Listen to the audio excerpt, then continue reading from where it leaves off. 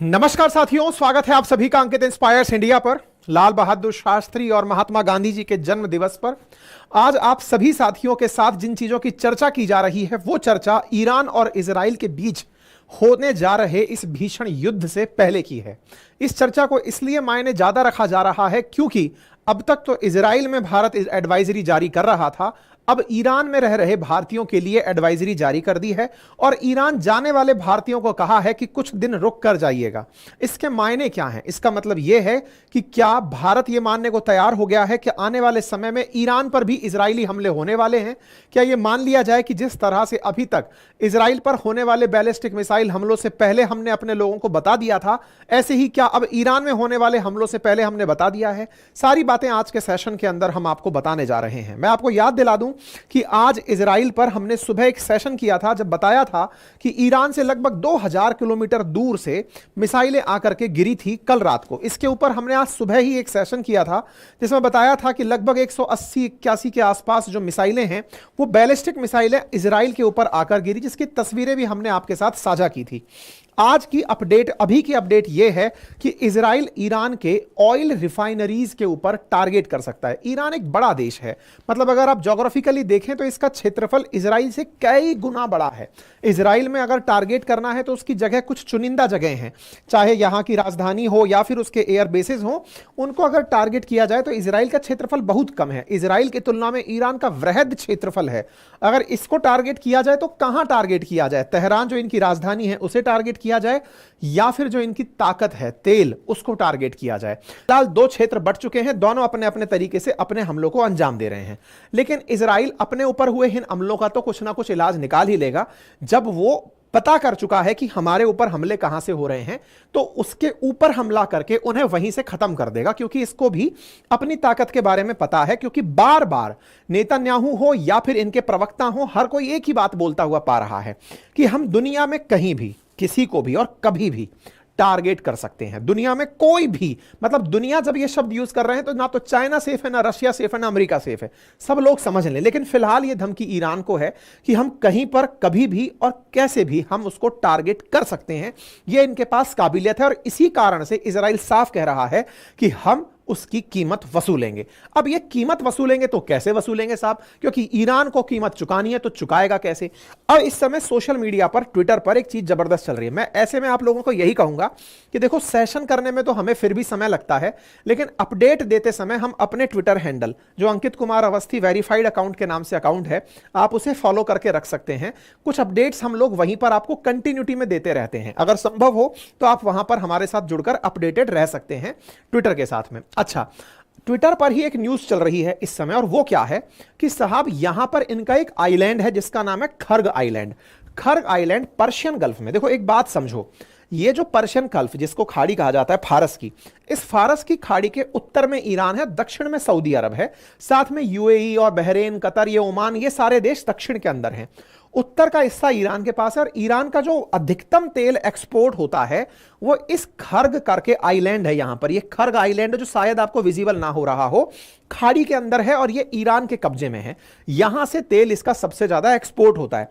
तो बोले इस खर्ग आइलैंड की बारी है, ऐसा अब इस समय सोशल मीडिया पर ट्रेंड कर रहा है। ठीक है, दूसरा एक चीज और समझिए, दुनिया में चाहे सऊदी का निकल का तेल आ रहा हो, इराक का आ रहा हो, कुवैत, बहरेन, यूएई, कहीं से भी आ रहा हो, यह सारा तेल यहां से निकल करके यूं फारस की खाड़ी के मुंह पर स्थित है यहां एक स्ट्रेट, इसका नाम है हॉर्मुज स्ट्रेट। हॉर्मुज स्ट्रेट से होकर के ही दुनिया में आता है। हमारी जरूरत का भी बहुत सा तेल इसी हॉर्मुज, अभी वर्तमान में 30% जो हमारा तेल है ना, वो इसी हॉर्मुज स्ट्रेट से होकर आता है। अब ये जो हॉर्मुज स्ट्रेट है, जो कि इस समय बहुत की पोजीशन पर है, इसका सीधा सीधा कंट्रोल जो है वो ईरान के पास है। यानी इसके एक तरफ ईरान बैठा हुआ है। अगर कोई भी दिक्कत क्रिएट होती है तो इस हॉर्मुज स्ट्रेट पर ईरान दुनिया को दिक्कत खड़ी करने के लिए हमले कर सकता है, जिससे दुनिया का तेल सप्लाई कट हो जाए और इजराइल पर प्रेशर क्रिएट किया जाए। बिल्कुल वैसे ही जैसे यमन ने बाबे मंडल स्ट्रेट को टारगेट किया था, रेड सी को टारगेट किया था, ईरान इजराइल पर हमला करने के स्थान पर यहां पर जो अमेरिका के समर्थक देश हैं या अमेरिकी हित रखने वाली जो जगह हैं उनको टारगेट कर सकता है। दुनिया में अस्थिरता ईरान इजराइल डायरेक्ट वॉर से नहीं आएगी, पर्शियन गल्फ में जिनके जो भी सामान हैं उन पर हमला करने से आएगी। जाएगी। यहां पर खर्ग आइलैंड को इजराइल टारगेट कर सकता है क्योंकि यह ईरान के लिए बहुत वैल्यू रखता है। मैं आपको फिर से याद दिला दूं, यह वो जगह है पर्शियन गल्फ जहां से हम अरब सागर तक कनेक्ट होकर आते हैं। मतलब आने वाले समय में अगर इसने बदला लिया तो मुझे इन दोनों के बीच डायरेक्ट फाइट की जगह ये त्रिकोणीय मुकाबला होता हुआ दिखता है। ये इधर से इसको मारेगा और ये इधर से इसको मारेगा। ये जब मारने निकलेगा तो दुनिया के और देश एक्टिवेट हो जाएंगे इजराइल को रोकने के लिए कि भाई रुक जाओ, दुनिया में अशांति ठीक थी लेकिन इस अशांति के चलते तेल महंगा हो गया और ना जाने कितनी इकोनॉमी बर्बाद हो जाएंगी। रशिया यूक्रेन के चलते श्रीलंका नेपाल जैसे देश तो पहले ही बर्बाद हो गए, सत्ताएं बदल गई। अब अगर यहां पर ईरान ने यह रास्ता बंद कर दिया तो भाई भारत जैसी सरकारें हिल जाएंगी। ऑलरेडी इस युद्ध के शुरू होते ही तेल की कीमतों में 3% इजाफा ऑलरेडी हो चुका है। सवाल यह है, अगर इजराइल ईरान पर अटैक कर देता है तो क्या संकट पैदा हो जाएगा? तो मैंने आपको ऑलरेडी बताया कि 3% तेल की कीमतों में ऑलरेडी इजाफा देखा जा चुका है और 5% से ऊपर इजाफा देखा जाएगा ऐसी उम्मीद की जा रही है। मात्र 16 घंटे के अंदर अंदर 3% से ज्यादा ईरान ने इजराइल पर हमला किया है, तेल की कीमतें बढ़ गई हैं। उल्टा होगा तो क्या होगा इसका अंदाजा आप लगा लीजिए। तेल की कीमतें बढ़ेंगी तो हम पर क्या असर पड़ेगा? हमारी तो पूरी की पूरी 85% जो उपयोगित तेल जो है यूज का वो इंपोर्ट ही किया जाता है और ऐसे में इंपोर्टेड ऑयल अगर और महंगा हो गया तो हमारा हाल क्या होगा इससे अंदाजा लगा लीजिए। ऑयल इंपोर्टर जो कंट्रीज हैं उनका इकोनॉमिक्स पूरी तरह बिगड़ जाएगा। साथ ही साथ ये स्ट्रेट ऑफ हॉर्मुज की वजह से दुनिया भर के देशों को तेल के लिए निर्भरता रशिया जैसे देशों पर करनी पड़ेगी।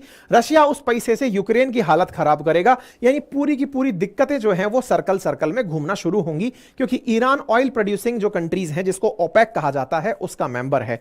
इसका मतलब ये आने वाला समय बहुत ज्यादा क्लिष्ट होने वाला है। इस समय बीच में भारत के विदेश मंत्री का बयान आता है कि मिडिल ईस्ट के अंदर अगर कोई पूछता है कि मध्यस्थता की जाए तो बोले अगर ऐसा कुछ होता है तो बात की जाएगी। फिलहाल के लिए इंडिया ऐसे मैटर पर यही कहना चाहेगा कि जब इजराइल पर हमला हुआ तो हमने उसे आतंकी हमला करार दिया था और आतंक की दुनिया में कोई जगह नहीं है, बार बार हम यही बात कहते आए हैं। लेकिन हां, जब जब ह्यूमैनिटेरियन लॉसेस होते हैं जो हमने कल के सेशन में आपको किया है, आप उस बात को आज सुन सकते हैं। जयशंकर साहब ने भी वही बातें यहां पर स्पष्ट रूप से अपने इंटरव्यू में कही हैं। ठीक है साहब, उम्मीद है कि आप सभी साथियों को यह जानकारी अच्छे से समझ में आई हो तो साथियों से जरूर साझा करें। चैनल पर नए हैं तो सब्सक्राइब कर लें। फिलहाल के लिए इतना ही। जैसे ही कोई अन्य अपडेट आता है मैं आप लोगों के साथ जरूर साझा करूंगा।